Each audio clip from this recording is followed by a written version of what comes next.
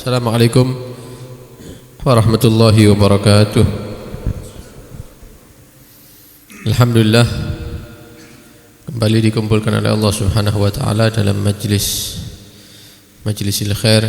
Mudah-mudahan tercatat sebagai ahlil khair, orang-orang yang baik, dan mudah-mudahan dikumpulkan bersama orang-orang yang baik fid dunya wal akhirah. Amin Allahumma amin. Ikhwani rahimakumullah, meneruskan pembacaan kitab Al-Wasaya An-Nafi'ah karya Al-Imam Abdullah bin Alawi Al-Haddad. Beliau berkata, wa qala insanun li ba'dis salaf. Ada orang datang kepada seorang ulama. Kemudian dia bertanya, kaifat tariqu ilallahi ta'ala. Bagaimana supaya saya ini mendapatkan cara jalan nyampe kepada Allah Subhanahu wa taala, supaya nyampe mendapatkan kedudukan di sisi Allah Subhanahu wa taala, menjadi orang yang diridhai. Faqala law araftallaha la araftat tariq ilaih. Kalau kamu kenal sama Allah, tahu sama Allah, ya, mengetahui artinya berilmu, mengenal bagaimana sifat-sifat Allah dan lain-lain, maka niscaya kamu akan mengetahui jalur menuju yang kamu cari itu, menjadi orang pilihan. Nah, sepertinya jawaban orang soleh ini tidak seperti yang diinginkan oleh yang tanya. Ya, tidak seperti yang diinginkan oleh yang penanya. Tapi jawabannya memang seperti itu. Jawabannya betul, ini ulamanya, ini orang soleh. Ya, kalau kamu kenal sama Allah, maka kamu pasti tahu jalan menuju, ya, supaya dekat kepada Allah, jadi orang pilihan Allah. Betul memang. Faqala sa'il, maka orang ini ngomong, subhanallah, katanya dia. Wa kaifa a'budu man la a'rif. Kalau saya tidak kenal sama Allah, ya bagaimana saya menyembah Allah? Artinya, ya kabeh wong kenal ambek Allah, begitu loh. Kalau kamu kenal sama Allah, kamu akan mengetahui jalur supaya sampai kepada Allah, keridhaan Allah. Katanya dia, loh, kok gitu jawabannya? Ya semua orang kenal sama Allah, buktinya semuanya nyembah Allah. Ya. Tapi tetap saya tidak tahu jalan menuju ridhonya Allah. Saya nyembah sama Allah, kemudian dikatakan saya tidak tahu, tidak kenal sama Allah. Ya mesti kenal lah, gitu. Ya mesti kenal. Kalau tidak kenal, tidak mungkin saya nyembah. Faqala lahu, maka ulama ini, orang soleh ini berkata, wa kaifa ta'si man ta'rif. Oh, jadi ente ini sudah kenal sama Allah ya? Lah kok masih tetap maksiat? Lah kok masih tetap maksiat? Berarti kamu belum benar-benar mengenal Allah Subhanahu wa ta'ala. Wa qala ba'dus salihin, berkata sebagian orang soleh, li ba'dil abdal, kepada sebagian wali Allah. Ada orang soleh datang kepada seorang wali. Kemudian orang soleh ini berkata, arsyidni, saya minta petunjuk ya. Saya minta petunjuk kepada satu amal, yang mana amal ini kalau saya lakukan, hati saya itu selalu bersama Allah Subhanahu wa ta'ala. Minta amalan supaya dia hatinya selalu bersama dengan Allah. Maka kata si wali ini, la tanzur ilal khalq, maka mata kamu jangan memandang makhluk. Mata kamu jangan memandang makhluk. Ya, semuanya ini makhluk Allah. Berarti kita tidak boleh membuka mata, berarti ya, meremot wis. Jangan memandang makhluk. Fa innan nazar ilaihim zulmah. Karena memandang makhluk ini menyebabkan gelapnya hati. Faqala la astati, kalau yang ini saya tidak mampu katanya. Kalau tidak perlu ngelihat makhluk, ya tidak mampu saya ini. Yang lain, ya, amalan yang lain. Faqala lahu la tasma' kalamahum, kalau begitu omongan-omongannya makhluk jangan didengar. Sejak krungu apa-apa wis, ya. Ibadah begini begitu. Menyendiri, menjalankan yang wajib, yang sunnah, meninggalkan yang haram, yang makruh. Wis, jangan dengar omongan-omongan makhluk. Kenapa? Fa inna sima'ahu qaswah. Karena mendengar omongan-omongan makhluk ini menjadikan hati itu semakin keras. Faqala, maka orang soleh ini berkata, la aqwa ala dzalik, ini juga saya tidak mampu. Kalau disuruh tidak dengar sama sekali, tidak mampu saya. Coba mungkin ada yang lain, amalan yang lain yang saya mampu. Faqala la tu'amilhum, kalau begitu jangan berhubungan dengan makhluk. Wis, ojo ada hubungan apa-apa sama makhluk wis. Inti sendiri saja. Fa inna mu'amalatahum wahsyah. Orang kalau berhubungan dengan makhluk itu akhirnya hatinya terasingkan, artinya tidak bisa nyambung sama Allah nanti. Qala kaifa wa ana baina adhurihim. Lah ya apa saya mau ndak hubungan dengan makhluk, wong saya hidup di tengah-tengah mereka. Saya hidup di tengah-tengah mereka. Ya mau ndak mau harus ada hubungan dengan mereka. Ya. Hubungan keluarga, hubungan suami istri, ya, hubungan tetangga, hubungan pekerjaan dan lain-lain. Wa qala la taskun ilaihim wa ta'nas bihim. Kalau begitu tak kasih yang lebih mudah wis, ya. Yang tadi kan berat. Tak kasih yang mudah. Apa yang mudah? Kata wali ini, kamu jangan sampai ya bersandar kepada makhluk, bersandarlah kepada Allah, dan jangan sampai seneng ketika berhubungan dengan makhluk. Inti seneng ketika hubungan sama Allah. Jangan berharap, jangan seneng kecuali ketika inti bersama Allah saja. Faqala, maka orang soleh ini berkata, hadza asa, kalau ini ya mungkin saya bisa mengusahakan begitu ya. Faqala lahu, maka wali ini mengatakan, ya hadza tanzur ilal ghafilin, mata kamu masih menyaksikan orang-orang yang lalai kepada Allah. Di jalan-jalan ada orang yang tidak sholat, ya, ada orang yang tidak puasa, ada orang yang tidak mau belajar Al-Quran, ya, ada orang yang meninggalkan zikir dan lain-lain. Di jalan-jalan kamu pandang mereka yang melakukan maksiat, ya, sehari-harinya melakukan maksiat. Ini mata inti memandang mereka.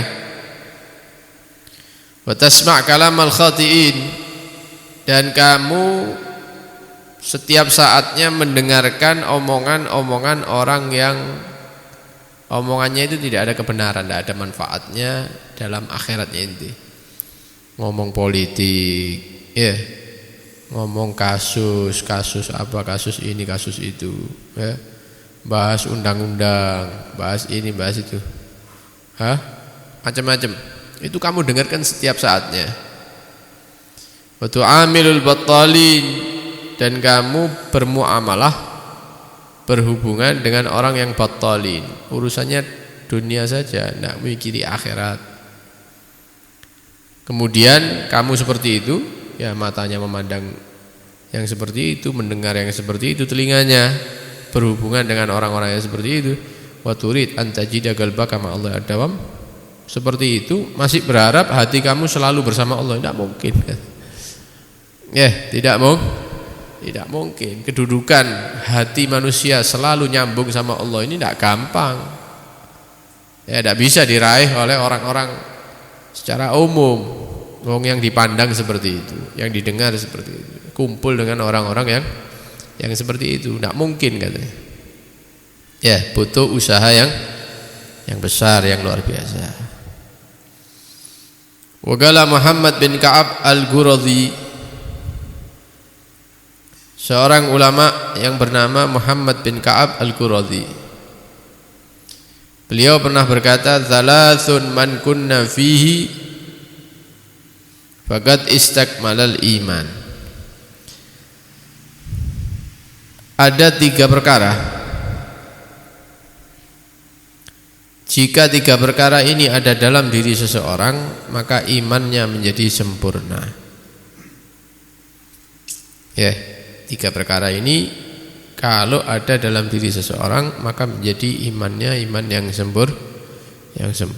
Yang pertama, man idza radiya lam yudkhilhu ridahu fi batil.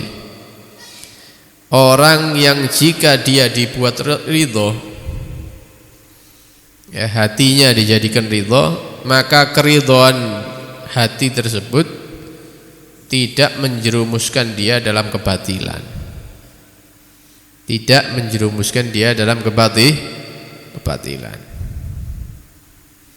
Ada orang muji-muji kita terus, ya, ganteng kan ini, ya, gini pinter kamu itu, ya, omongan kamu itu wow, teratur misalnya, semua orang seneng sama ente, puji-puji tok sebagai tidak pernah di, sampai kita seneng sama dia, ridho sama dia. Nah, kita lihat keridhoan itu menjerumuskan kita kepada kebatilan apa enggak? Artinya kalau ada kebatilan terjadi kepada orang yang memuji-muji kita tidak membela dia. Waduh, ini harus tak bela ya, kak dipuji mana aku misalnya, ya. Nah, ini imannya dipertanyakan ini. Paham ya? Dia bersalah ya salah, benar ya benar. Ya. Mentang-mentang muji akhirnya dibenerno misalnya walaupun salah. Enggak, ini kebatilan namanya. Atau misalnya ngasih uang sama kita, ya. Ini hadiah, ini saya sudah niat misalnya. Jangan ditolak. Kasih sekian juta misalnya, kemudian dapat berapa waktu transfer sekian juta, Masya Allah sampai 3-4 kali, sampai membuat hati kita apa? Ridho sama dia. Masya Allah orang ini ya, bantu-bantu terus misalnya, kasih uang ini.